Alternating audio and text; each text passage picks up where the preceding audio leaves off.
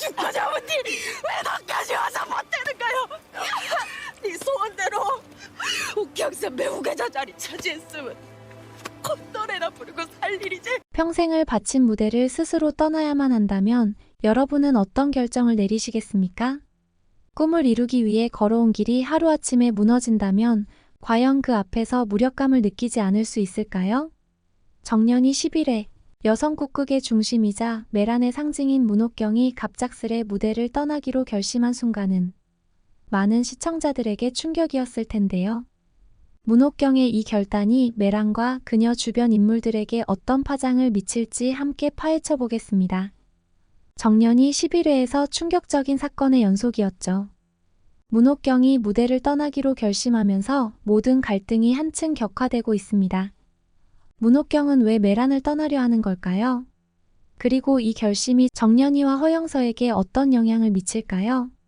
오늘 영상에서는 문옥경이 남긴 마지막 공연과 떠나는 이유, 이를 둘러싼 인물들의 내면을 함께 분석해 보겠습니다. 이번 회차에서는 문옥경이 바보와 공주라는 작품을 통해 말로는 전하지 못했던 메시지를 남기려는 듯한 장면이 돋보였습니다. 공연 속에서 공주의 변화와 이를 지켜보며 무력함을 느끼는 인물이 등장하죠. 공주님이 변하셨습니다. 공주님이 이렇게 변할 때까지 아무것도 할 수 없었던 저는 무력함과 슬픔만이 남습니다. 이 대사는 마치 문옥경이 메란에서 오랜 세월 함께한 서혜랑에게 전하고 싶은 말을 공연을 빌려 전달한 것처럼 들립니다. 여성 국극을 위해 헌신했던 서혜랑이 변질되어 메란을 상업성에 물들게 했다는 것을 알고 있으면서도 지금까지 이를 외면해온 자신을 자책하는 듯한 문옥경의 깊은 감정이 엿보이죠. 이는 메란이 변질된 이유를 스스로의 책임으로 돌리며 이제 더 이상 자신이 국극단을 지킬 힘도 의미도 없다고 느끼게 만드는 중요한 계기가 되었을 것입니다. 한편 문옥경은 자신이 떠나면서라도 정년이와 허영서가 새로운 국극의 주역으로 성장해주길 바라고 있었습니다. 정년이는 그녀가 신뢰하는 후계자로서 메란의 맥을 이어가길 바라왔지만 정년이의 부상이 그녀의 계획을 무너뜨렸죠. 목 부상을 입은 정년이는 무대에 오르는 것이 사실상 어려워 보였고 문옥경은 정년이를 이끌어 무대에 세우는 목표가 좌절된 상황에 큰 충격을 받습니다. 정년이를 두고 떠나야 한다는 사실에 고뇌하는 문옥경에게 메란은 더 이상 의미를 가지지 못하게 되었고 이에 따라 그녀는 무대와 결별할 수밖에 없는 결정에 도달한 것입니다. 문옥경의 이탈은 국극의 쇠퇴와 여성 국극 무대 자체의 위기를 상징합니다. 정년이에게 부상으로 인해 무대에 설 수 없다는 위기는 본인의 꿈뿐 아니라 메란의 존속 가능성에도 큰 위협이었으니까요. 그러나 이런 현실 속에서도 문옥경은 정년이와 허영서가 국극의 정신을 이어가기를 희망했습니다. 허영서는 정년이를 끝까지 믿으며 그녀가 무대로 돌아올 수 있도록 응원하는 든든한 존재로 남아 있습니다.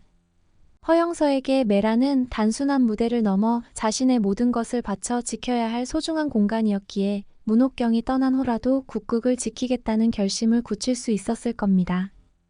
허영서는 메란의 존속을 위해 정년이의 복귀 가능성을 굳게 믿으며 정년이와 함께 국극단의 재건을 다짐하게 됩니다.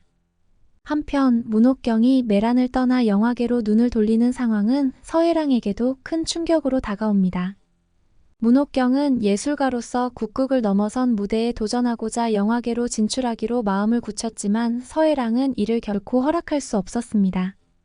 서혜랑은 문옥경의 아편 중독 문제를 세상에 드러내지 않으면서 그녀를 보호해왔고 이를 위해 많은 위험을 감수하며 메란의 자금 유용에도 연루된 바 있었죠.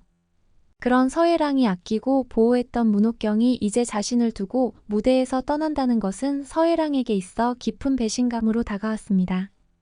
서혜랑은 문옥경이 영화계로 떠나는 것을 적극적으로 막아섰고 문옥경이 영화계로 향하는 발길을 멈추기 위해 아편 중독 스캔들을 언론에 흘릴 준비를 시작합니다. 그동안 문옥경을 보호하며 자신이 저지른 수많은 불법과 부도덕한 행위가 모두 무색해지는 듯한 순간이었죠. 결국 서혜랑은 문옥경이 영화계와 계약을 마무리하기도 전에 아편 중독 소문을 퍼뜨리며 문옥경의 명성을 나락으로 떨어뜨리기 위해 치밀하게 계획을 세웁니다. 문옥경이 영화계의 자리를 잡기도 전에 평판을 무너뜨려 문옥경을 완전히 매장시키겠다는 서해랑의 결심은 그동안 자신이 문옥경에게 바쳐온 모든 것이 무너졌다는 배신감에서 비롯된 것이었습니다. 결국 문옥경은 영화계 진출에 실패하게 되었고 서해랑의 방해로 인해 아편 중독자라는 낙인이 찍히며 완전히 몰락하게 됩니다.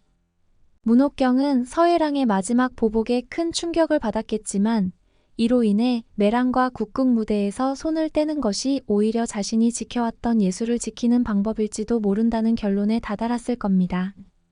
여성 국극이 처음 추구했던 순수한 예술의 모습이 아니라 권력과 상업화로 변질된 현실을 보고 떠나기로 결심했던 문옥경은 허영서와 정년이에게 국극의 정신을 이어가기를 기대하며 국극의 자리를 양보하고 떠나게 된 것입니다. 그러나 서해랑의 분노는 이대로 멈추지 않습니다.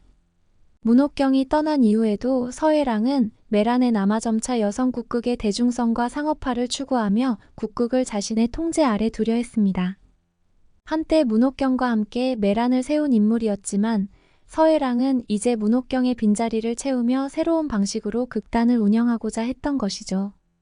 그러나 서해랑의 방식은 문옥경이 지향했던 예술적 이상과는 점점 멀어졌고 허영서와 정년이는 서해랑의 통제에서 벗어나 자신들만의 국극을 세우고자 점차 독립적인 길을 모색하기 시작합니다. 허영서는 특히 문옥경이 남기고 떠난 유산을 이어받아 매란을 지키고자 합니다. 정년이가 무대로 돌아오지 못하더라도 매란과 여성 국극을 위해 자신이 무대의 중심이 되어야 한다는 각오를 다지게 됩니다.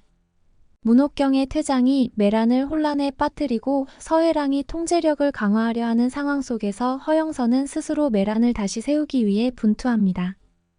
허영서가 정년이를 믿고 정년이가 돌아올 수 있도록 곁을 지키려는 모습은 문옥경이 남기고 떠난 국극의 정신을 재확인하는 것이었을지도 모릅니다. 정년이는 이런 허영서의 응원을 통해 힘을 얻고 자신을 국극 무대로 돌아가게 할 방법을 찾으려 합니다.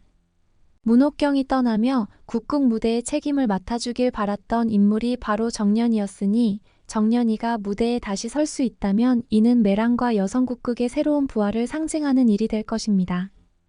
정년이는 그동안 매란을 통해 자신이 쌓아온 예술적 가치를 더 이상 잃고 싶지 않았고 허영서와 함께 여성 국극의 명맥을 이어가고자 하는 책임감을 강하게 느낍니다. 앞으로의 전개에서 정년이는 허영서의 응원을 받으며 부상이라는 장애를 극복하고 다시 무대에 설 가능성이 있습니다. 만약 정년이가 부상을 이겨내고 매란의 무대에 오른다면 이는 문옥경이 남긴 유산을 되살리고 서해랑의 상업적 운영에 맞서는 새로운 여성 국극의 방향성을 제시하는 중요한 계기가 될 것입니다. 시청자 여러분은 정년이가 부상을 이겨내고 무대에 설 수 있을 거라고 생각하시나요?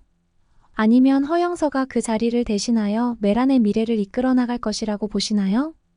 이번 회차에서 문옥경의 퇴장은 매란과 여성 국극의 전환점을 만들었으며 앞으로 정년이와 허영서가 선택할 길이 여성 국극의 미래에 큰 영향을 미칠 것으로 보입니다.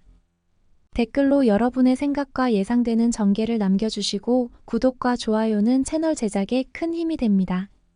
다음 회차에서도 더욱 깊이 있는 이야기로 찾아뵙겠습니다.